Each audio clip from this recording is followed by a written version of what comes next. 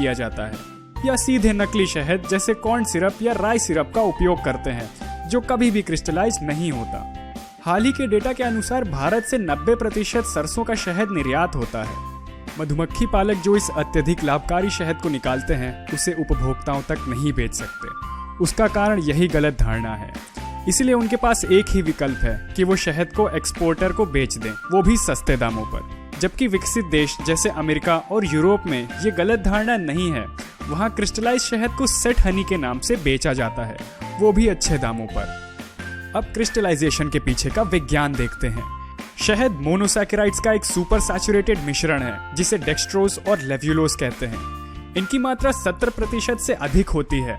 जब शहद मोम से बने हुए स्वच्छ छत्तों में होता है तो वो तरल पदार्थ होता है, क्योंकि मधुमक्खी छत्ते का तापमान लगभग 35 डिग्री बनाए रखती हैं। जब शहद को छत्ते से बाहर निकाला जाता है तो डेक्सट्रोज, जो कम सॉल्युबल होता है, मिश्रण से क्रिस्टल के रूप में अलग होना शुरू हो जाता है, जो सफेद या हल्के रंग का होता है।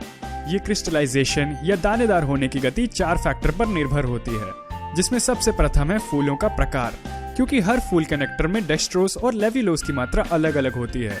अगर डेक्सट्रोज की मात्रा अधिक हो तो शहद जल्दी दानेदार या क्रिस्टलाइज हो जाएगा, और अगर डेक्सट्रोज की मात्रा कम हो तो वो शहद देर से दानेदार होगा। दूसरा महत्वपूर्ण फैक्टर शहद में पाए जाने वाले इम्प्योरिटीज हैं, जैसे डस्ट, पॉलन और वैक्स पार्टिकल्स, जो न्यूक्लियाई ऑफ क्रिस्टलाइजेशन बन जाते हैं और शहद को जल्दी जमाने में मदद करते हैं। टेम्परेचर भी एक महत्वपूर्ण फैक्टर है। कम तापमान शहद को जल्दी जमाता है, इसीलिए विश्व के किसी भी शहद के लेबल पर लिखा होता है कि शहद को फ्रिज में ना रखें, क्योंकि शहद को फ्रिज में रखने पर शहद जल्दी क्रिस्टलाइज हो जाता है। शहद के लेबल पर यह भी लिखा होता है कि शहद अगर क्रिस्टलाइज हो जाए तो उसे गर्म पानी या धूप में रखें, क्योंकि 40 डिग्री तापमान पर पहुंचकर शहद वापस तरल या लिक्विड हो जाएगा। एक और फैक्टर पीरियड ऑफ इमोबिलिटी है। अगर आप शहद रोजाना उपयोग करते हैं तो वो शहद जल्दी नहीं जमेगा, क्योंकि रोजाना बॉटल हिलने से क्रिस्टल सेटल नहीं होंगे।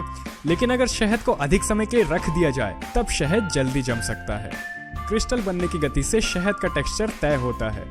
अगर क्रिस्टल बनने की गति अधिक हो तो कई छोटे छोटे क्रिस्टल्स बनेंगे और क्रिस्टलाइज शहद स्मूथ टेक्सचर का होगा।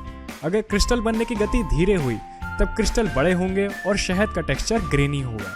लेकिन अच्छी बात यह है कि किसी भी क्रिस्टलाइज शहद को आसानी से लिक्विड बनाया जा सकता है, उसे गर्म पानी या धूप में रखकर। लेकिन ध्यान रखें कि शहद को 45 डिग्री से अधिक गर्म ना करें, वरना शहद की गुणवत्ता जाती रहेगी।